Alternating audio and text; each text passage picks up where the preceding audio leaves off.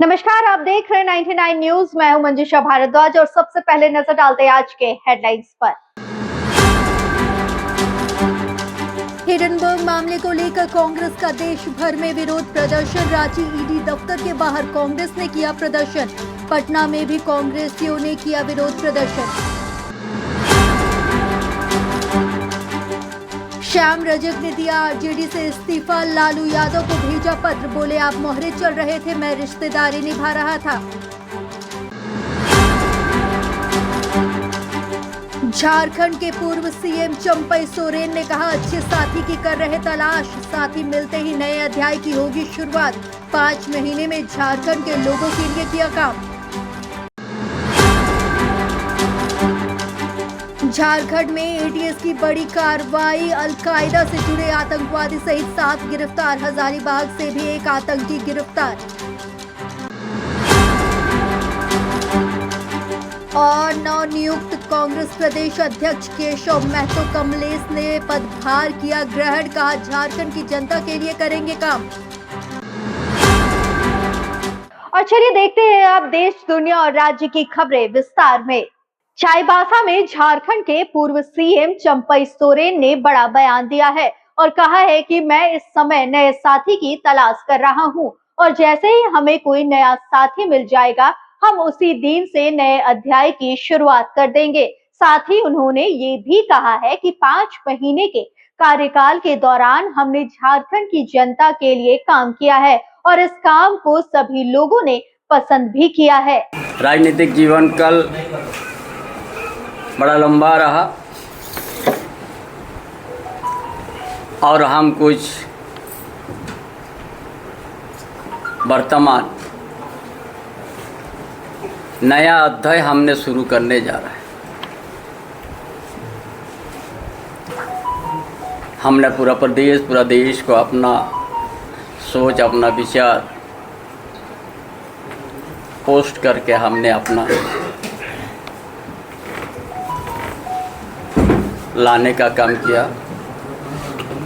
कि हम नया अध्याय शुरू करेंगे।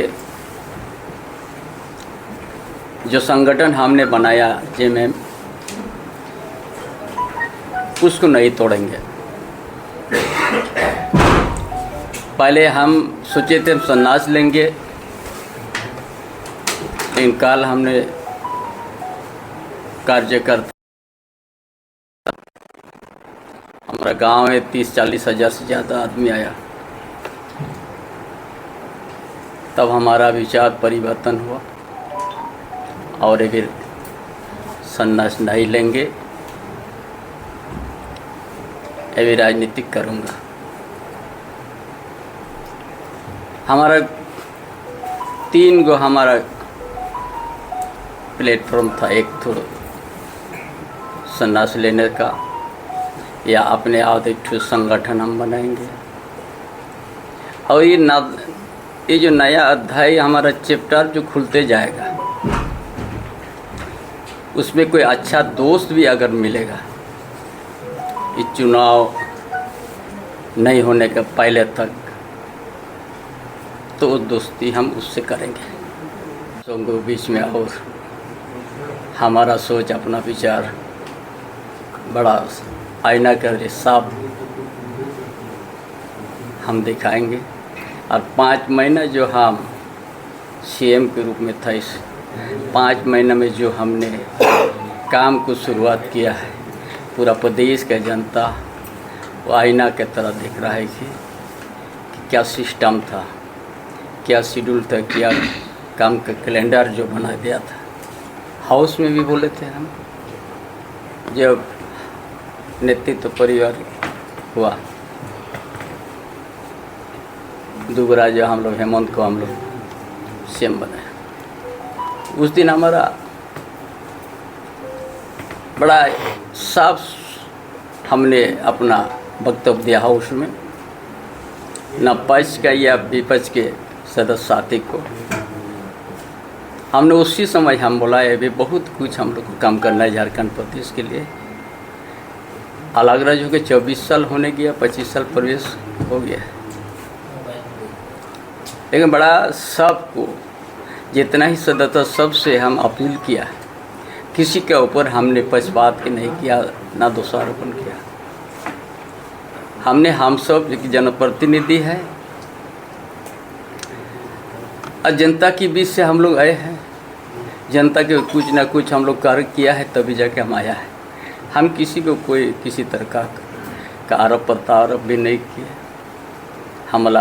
हमारा सोच अपना व्यक्तिगत सोच है कि हम सब जनप्रतिनिधि है। एक बार हम सब एक सकारात्मक विचार करके झारखंड के हित में हम लोग कदम बढ़ाए।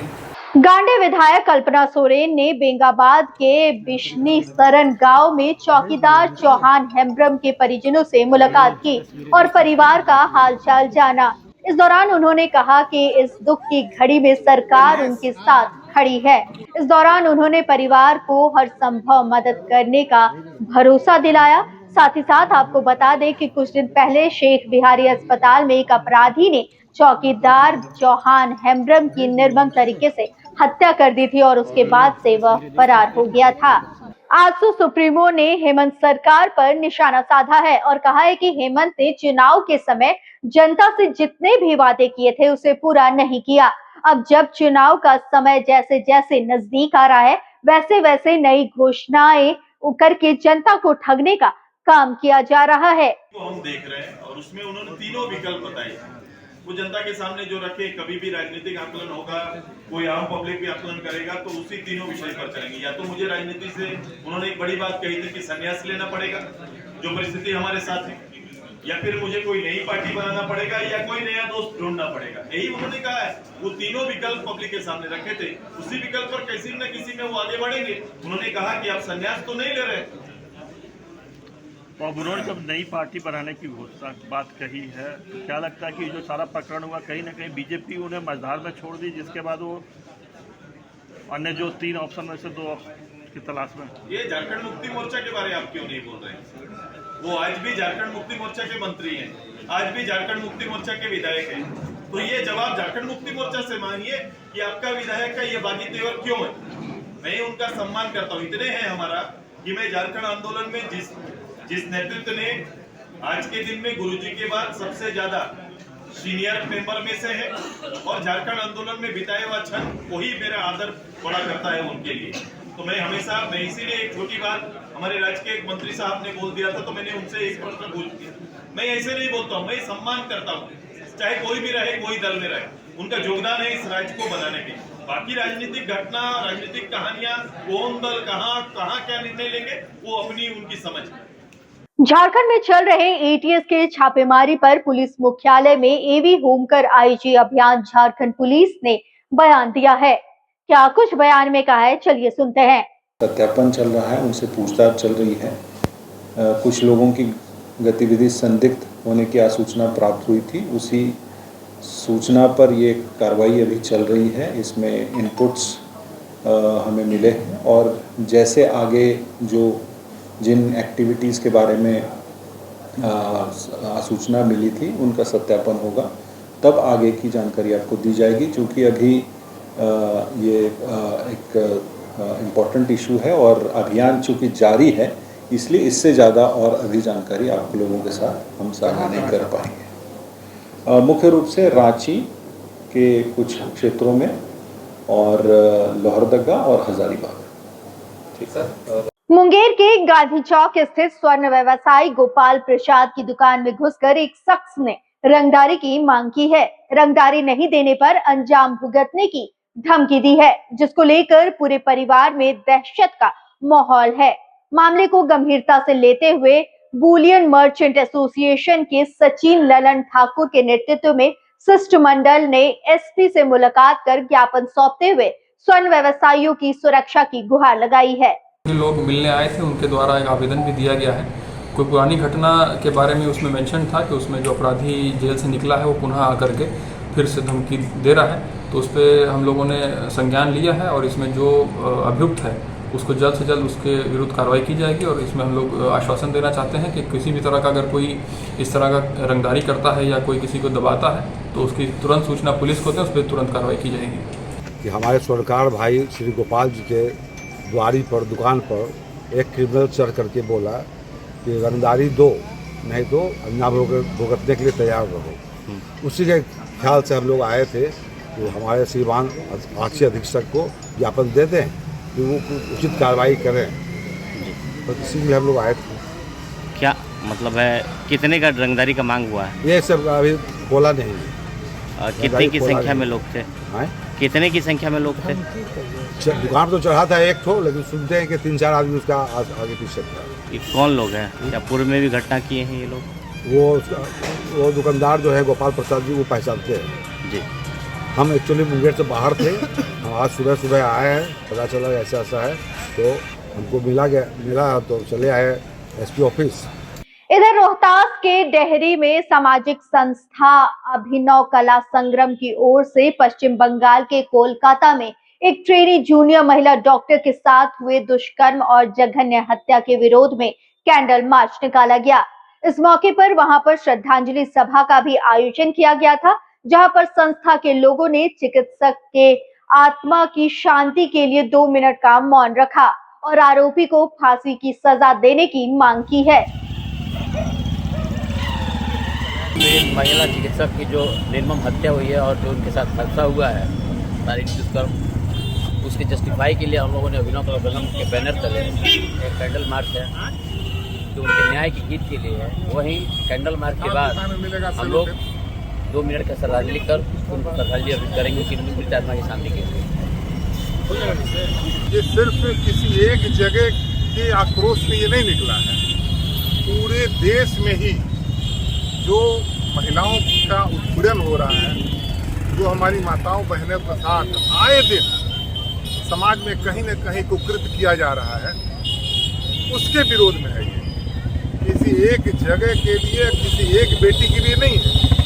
हम पूरे देश की बहन बेटियों के लिए उनके सपोर्ट में इस मार्च को निकाल रहे हैं, ताकि लोगों को ये पता चले कि हमारे इस कुकृत्य के चलते हमारी बहन बेटियां आज के तारीख में अपने को सुरक्षित महसूस नहीं कर रही हैं। ये हमारे और पूरे समाज के लिए बहुत ही शर्म की बात है।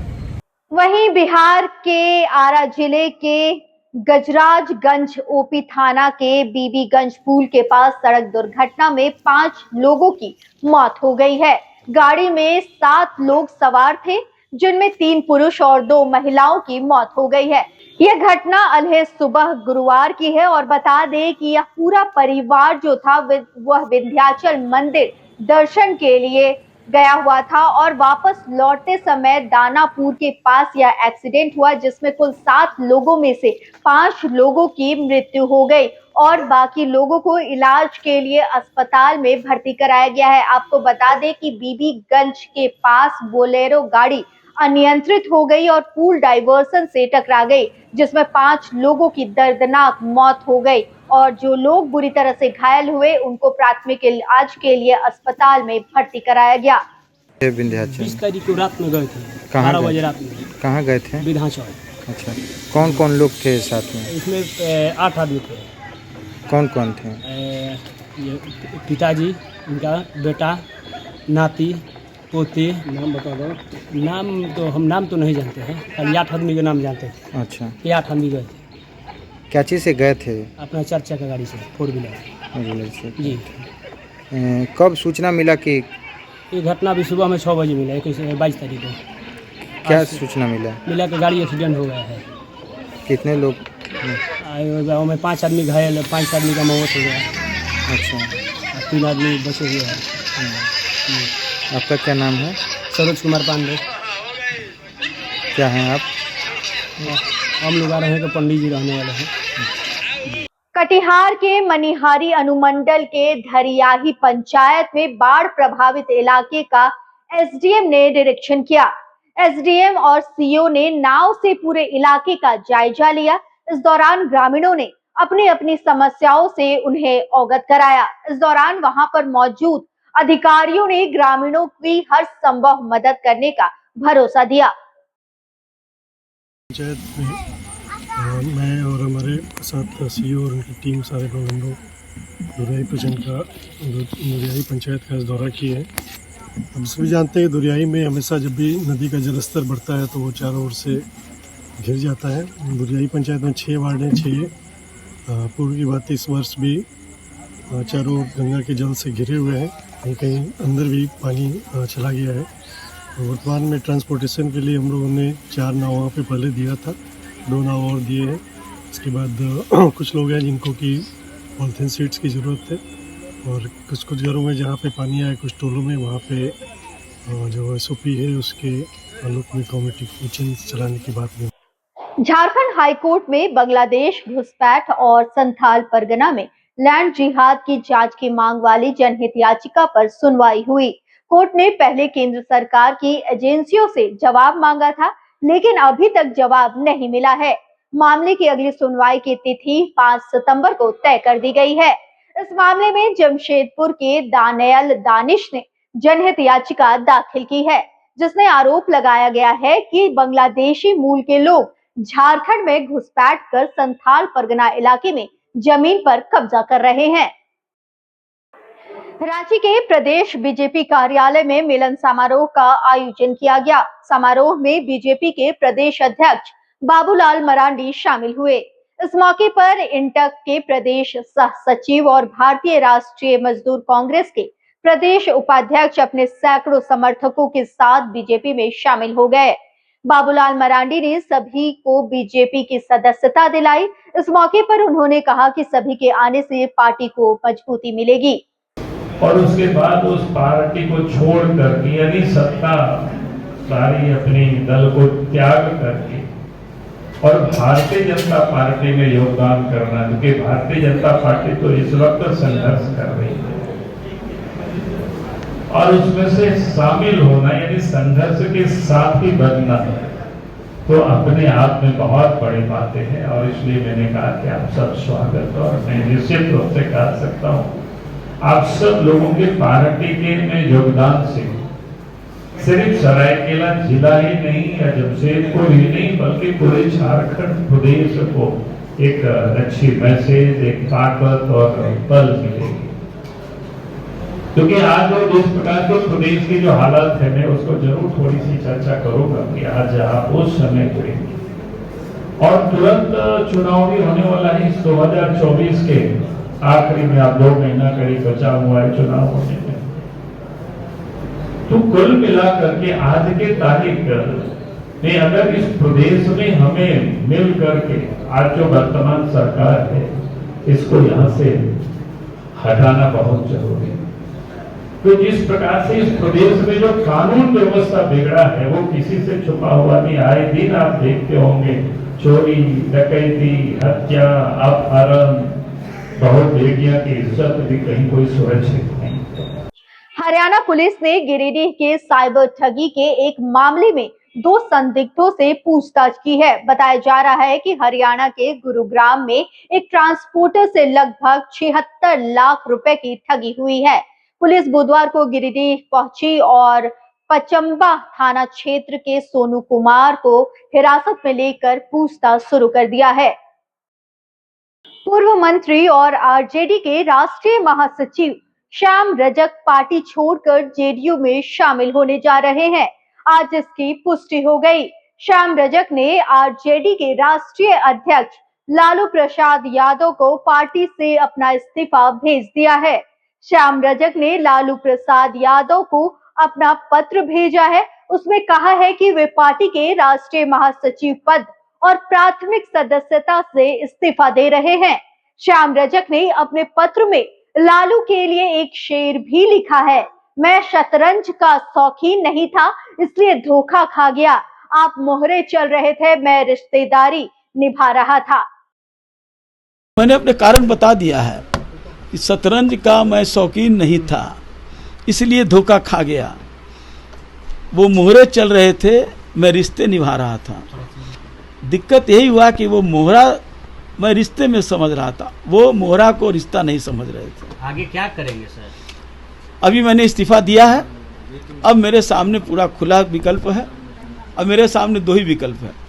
एक तो वह अपने विजन को पूरा करने के लिए सबसे पहले फुलवाड़ी की जनता का ऋण है और दलित, पिछड़ा, अल्पसंख्यक उनका भी ऋण मुझ पर है, क्योंकि उन लोगों ने मेरे लिए बहुत कुछ किया है मैंने भी कुछ कदम किया है। 2020 तो से आपको दूसरा नजरअंदाज किया जा रहा है। दूसरा मेरे सामने अब विकल्प बचेगा, अगर ये नहीं किसी राजनीतिक पार्टी से नहीं जुड़ूंगा तो संन्यास लेने की स्थिति होगी। हिडनबर्ग की रिपोर्ट में हुए खुलासे को लेकर आज देश भर में कांग्रेस पार्टी के बड़े नेताओं ने ईडी दफ्तर के बाहर प्रदर्शन किया है। बिहार में भी कांग्रेस के प्रदेश अध्यक्ष अखिलेश प्रसाद सिंह, कांग्रेस विधायक दल के नेता शकील अहमद खां के नेतृत्व में भी प्रदर्शन किया गया। हिडनबर्ग रिपोर्ट पर संयुक्त संसदीय समिति द्वारा जांच कराए जाने की मांग को लेकर गुरुवार को कांग्रेस का देश भर में प्रदर्शन जारी है। इसी कड़ी में रांची में भी कांग्रेस ने प्रदर्शन किया। झारखंड कांग्रेस के विधायक रामेश्वर उरांव की उपस्थिति में झारखंड प्रदेश कांग्रेस कमेटी के द्वारा ईडी कार्यालय के समक्ष विरोध प्रदर्शन किया गया। इसमें सैकड़ों की संख्या में कांग्रेस कार्यकर्ता मौजूद रहे। बिहार के पूर्व डिप्टी सीएम तेजस्वी यादव ने एक बार फिर से नीतीश सरकार पर हमला बोला है और कहा है कि बीजेपी के पास 2 डिप्टी सीएम रहते हुए भी बिहार में लॉ एंड ऑर्डर की स्थिति देख लीजिए।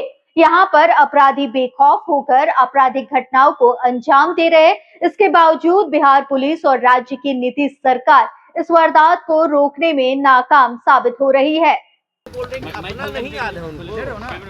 भाजपा के लोगों को कोई अता पता तो होता नहीं है।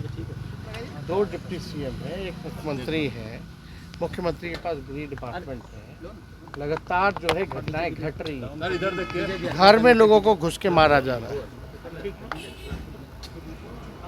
मुख्यमंत्री कहते हैं कोई बाहर अब कोई भी जो है रात तक घूम सकता है। अब तो ये स्थिति आ गई है कि घर में रहना मुश्किल हो गया और जनप्रतिनिधियों की लगातार हत्या की जा रही है, व्यवसायिकों की हत्या की जा रही है, आम नागरिकों की हत्या की जा रही है, रेप हो रहा है, मर्डर हो रहा है, लेकिन इन लोगों ने आंखों में पट्टी बांध लिया है। आप सरकार में बैठे हैं, जवाबदेही आपकी बनती है। 15 साल पहले क्या हुआ था, 50 साल पहले क्या हुआ, जनता को इसमें इंटरेस्ट नहीं है। जनता ये जानना चाहती कि आज की स्थिति क्या है, आज क्यों नहीं भय जो है अपराधियों के मन से जो है क्यों नहीं निकलता है।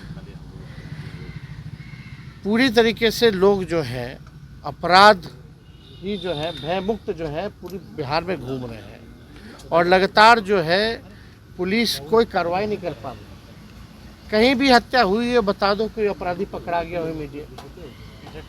कल भी जहां हम गए थे वहां भी जो है कई अपराधी जो है पकड़े नहीं गए और तो बम फोड़े जा रहे हैं। हाजीपुर के एक होटल के सामने बम फोड़े गए जिसका वीडियो भी हमने सार्वजनिक किया। तो अब ये स्थिति हो गई है और मुख्यमंत्री का इकबाल खत्म हो गया है। इनके चमचे बेलचे जब ट्रांसफर पोस्टिंग करेंगे मुख्यमंत्री के तो क्या होगा। बिना चढ़ावा दिए हुए बिहार की जनता जानती को ट्रांसफर पोस्टिंग नहीं होता। डीजीपी के हाथ में कुछ नहीं है। डीजीपी अगर रेकमेंड करते हैं भाई फलना एसपी होना चाहिए, फलना डीएसपी होना चाहिए, फलना आईजी होना चाहिए, तो उसकी बातों को नहीं सुना जाता। झारखंड के पूर्व सीएम चंपई सोरेन पश्चिम सिंहभूम के खुटपानी के भोया गांव पहुंचे। यहां पर वह सड़क हादसे में मरे जवान विनय के समाधि स्थल पर पहुंचे और उन्हें नमन किया। बाद में चंपई ने घर जाकर परिजनों से मुलाकात भी की। इस दौरान चंपई सोरेन ने परिवार के लोगों को हर संभव मदद करने का भरोसा दिया। बता दें कि मंगलवार को चंपई को जिलिंगोड़ा स्थित आवास छोड़कर वापस लौटने के दौरान एक स्कॉट गाड़ी दुर्घटनाग्रस्त हो गई थी। इसी हादसे में गाड़ी में सवार एक जवान की मौत हो गई थी। गिरिडीह परिसदन में गांडी विधायक कल्पना सोरेन ने क्षेत्र के लोगों की समस्याओं को सुना और उन समस्याओं को जल्द से जल्द पूरा करने का आश्वासन भी दिया। इस दौरान पत्रकारों ने जब चंपई सोरेन के नई पार्टी बनने पर सवाल किया तो उन्होंने कहा कि अभी मैं पार्टी में नई आई हूं और अभी राजनीति सीख रही हूं। जिनमें मेरे आत्मसम्मान को ठेस पहुंचाया है और वो नई पार्टी का गठन कर रहे हैं, क्या कहना चाहेंगे? देखिए, मैं तो राजनीतिक क्षेत्र में एकदम नई आई हूँ और मेरे से बहुत पहले बड़े पुराने लोग भी जुड़े हुए हैं झारखंड मुक्ति मोर्चा से। झारखंड मुक्ति मोर्चा की पहचान ही अपनी अलग है और अभी जो बातें सुनने में आई हैं आप लोगों के माध्यम से हम लोगों को काफ़ी पता चला है, तो क्योंकि वो एक वरिष्ठ नेता है और उनके मन की बातें उन्होंने लिखी हैं, इसमें मैं कोई बातें कहना नहीं चाहती हूँ। और क्योंकि हम लोग झारखंड मुक्ति मोर्चा के सिपाही हैं, सिपाही वो भी रहे हुए हैं, लेकिन कहीं ना कहीं एक बैठ के अगर बात करने की बात होती तो मुझे लगता है कि उनको हमारे पार्टी के अध्यक्ष जी हैं, कार्यकारी अध्यक्ष जी हैं, इनके समक्ष में अपनी बातों को जरूर रखना चाहिए। मैडम, उनके जाने से कितना नुकसान होगा पार्टी को? देखिए, मैं इस सवाल का जवाब नहीं दे सकती क्योंकि अभी मुझे खुद आए हुए नई हूँ मैं, और बाकी जितने व्यक्ति हैं सब सम्माननीय हैं, आदरणीय हैं और पुराने जब से ये झारखंड मुक्ति मोर्चा बना है तब से है, तो मुझे लगता है मुझे इस पे कोई टिप्पणी नहीं करनी। गुमला के बुड़काकांस नदी पर बना पुल का पिलर धंस गया है। पुल धंसने से आवागमन पूरी तरह से बाधित हो गया है। बताया जा रहा है कि नदी के किनारे से बालू का अवैध उत्खनन किया जा रहा था, जिसके कारण पुल के आसपास का सारा बालू खत्म हो गया था। इसी वजह से पुल का एक पिलर नदी के अंदर धंस गया। इधर पुल धंसने से अब गांव के लोगों को दूसरे पार जाने में काफी परेशानियों का सामना करना पड़ रहा है। ग्रामीणों ने जल्द से जल्द पुल बनाने की मांग की है। जमशेदपुर में जेडीयू की ओर से मिलन समारोह का आयोजन किया गया है। समारोह में बिहार सरकार के मंत्री अशोक चौधरी और सरयू राय के साथ साथ झारखंड जेडीयू के दिग्गज नेता शामिल हुए। चुनाव की तैयारी करेंगे हम लोग, सारे लोग। चुनाव तो लड़ना ही है, पार्टी लड़ेगी, एनडीए के साथ लड़ेगी, ये हमारे प्रभारी ने कहा है। क्या लगता है इस बार सर पूर्वी पश्चिम दोनों तरफ से दावा रहेगा? ये सारी चीज़ें जनता दल का राष्ट्रीय नेतृत्व, भारतीय जनता पार्टी के राष्ट्रीय नेतृत्व के साथ मिलकर बैठकर बात करेगा, तभी ये चीज़ें तय होगी। अभी इसके बारे में कुछ कहना मुनासिब नहीं होगा। सिर्फ नेता के मित्र हैं, बल्कि एनडीए के बड़े सहयोगी रहे हैं। और जब बिहार में जंगल राज कायम था और नीतीश जी लालू प्रसाद यादव जी से अलग हो गए थे, तो सरयू राय जी की बड़ी महती भूमिका थी। और सरयू राय जी को माननीय नेता नीतीश कुमार जी ने विशेष आग्रह करके इस पार्टी में ज्वाइन कराया है। और आज हमारे कुछ पार्टी में कुछ नए सहयोगी नौजवान साथी पार्टी ज्वाइन कर रहे थे। हमारे पार्टी के जो हमारे सहयोगी हैं, युवा के अध्यक्ष, महिला के अध्यक्ष और हमारे साथी सब लोगों ने मिलकर यह प्रोग्राम बनाया था मिलन समारोह का। तो मुझे लगा कि क्योंकि सरयू राय जी का हमारे पार्टी में आगमन हुआ है और मैं समझता हूं कि इनका जमशेदपुर की धरती में जनता दल यूनाइटेड का यह पहला कार्यक्रम था, इसलिए हम लोग सब लोग आए हैं।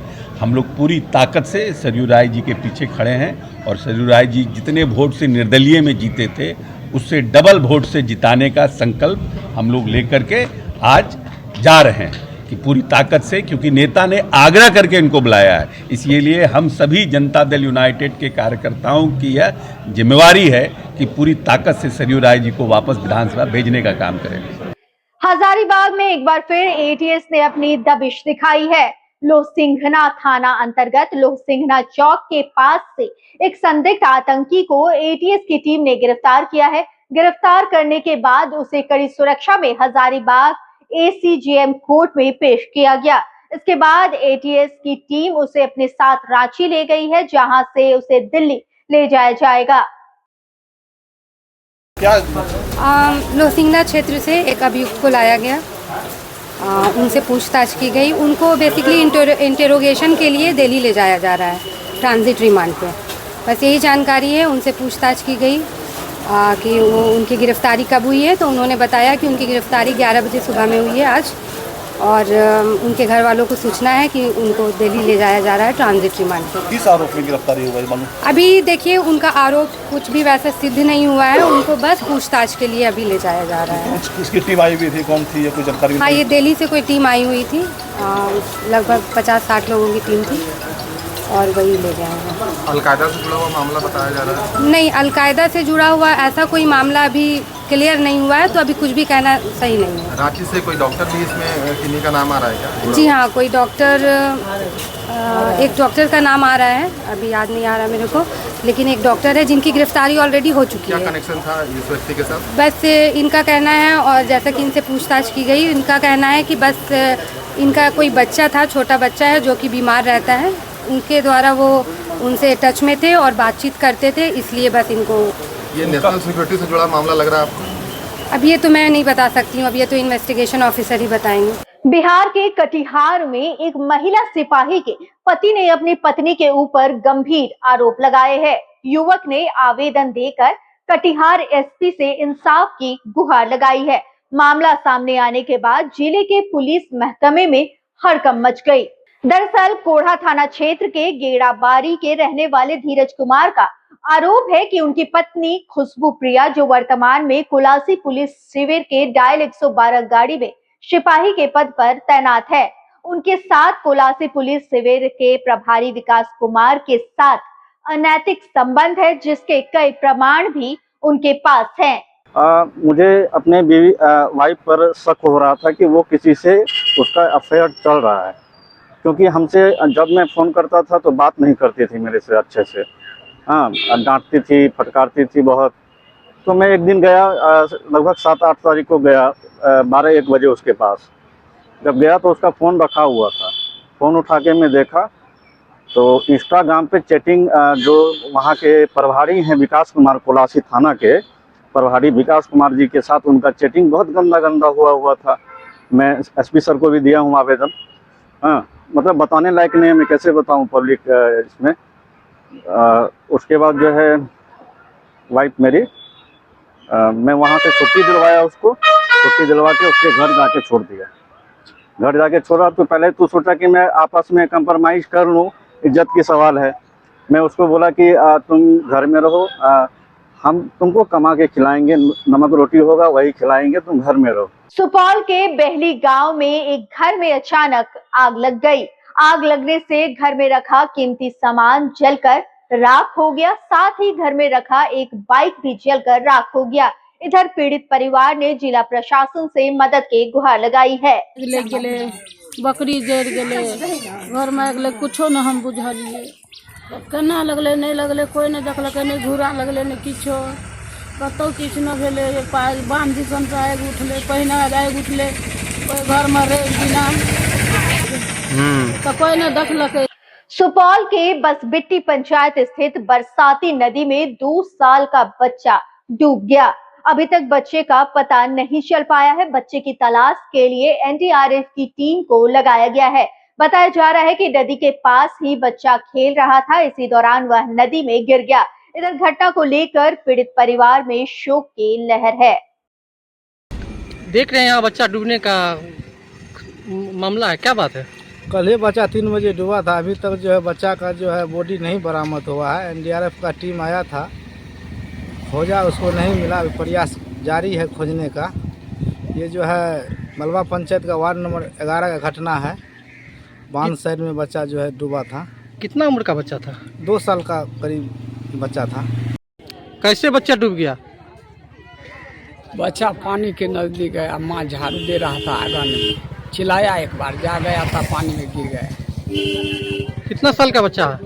2 साल का। क्या नाम है बच्चा का? प्रेम कुमार। एनडीआरएफ का टीम सब खोजने के लिए आया कि नहीं? आया है। इधर बिहार के बेगूसराय सदर अस्पताल में एक बड़ा हादसा होते होते रह गया। दरअसल अस्पताल परिसर में अचानक शॉर्ट सर्किट से आग लग गई। आग लगने से चारों ओर अफरा तफरी का माहौल कायम हो गया। इस दौरान सभी अपनी अपनी जान बचाकर भागने लगे और वहां पर भगदड़ की स्थिति बन गई। किसी तरह लोगों ने अपने सूझबूझ का परिचय देते हुए लोगों को शांत कराया। अगर थोड़ी सी भी चूक होती तो बेगूसराय के सदर अस्पताल में बड़ा हादसा हो सकता था, जिसे कि रोका नहीं जा सकता था और कई मरीज आग की लपेटे में आ सकते थे। अब चलते हैं झारखंड की ओर, जहां की रांची से खबर आ रही है कि डीजीपी के निर्देश पर सुरक्षा को लेकर डायल 112 का QR कोड जारी कर दिया गया है। आपातकालीन स्थिति में क्यूआर कोड की मदद ली जा सकती है। डीआईजी, एसपी, सिटी एसपी, ग्रामीण एसपी, ट्रैफिक एसपी की मौजूदगी में क्यूआर कोड को जारी किया गया था। झारखंड एवं पुलिस महानिरीक्षक झारखंड रांची महादेव के द्वारा दिए गए निर्देश के आलोक में रांची पुलिस द्वारा महिला सुरक्षा को मद्देनजर रखते हुए एटीएम संबंधित अपराध की रोकथाम व त्वरित कार्रवाई के लिए डायल 112 का क्यूआर कोड बनाया गया है, जिसे जिला के सभी ऑटो, ई रिक्शा एवं नगर निगम के सभी बसों पर चिपकाया जा रहा है। झारखंड में एटीएस ने गुरुवार की सुबह बड़ी कार्रवाई की है। एंटी टेररिस्ट स्क्वाड एटीएस ने राज्य के 14 जगहों पर छापेमारी की है। ये कार्रवाई अलकायदा से जुड़े मामलों को लेकर की गई है। अब तक मिली सूचना के मुताबिक रांची, हजारीबाग, पेलावल और लोहरदगा के कूड़ू थाना क्षेत्र में ये छापेमारी की गई है। इस दौरान 7 लोगों को हिरासत में लिया गया है, जिनसे पूछताछ की जा रही है। फिलहाल इस वक्त के बुलेटिन में इतना ही। आगे की खबरों के लिए आप बने रहिए हमारे साथ 99 न्यूज पर। नमस्कार।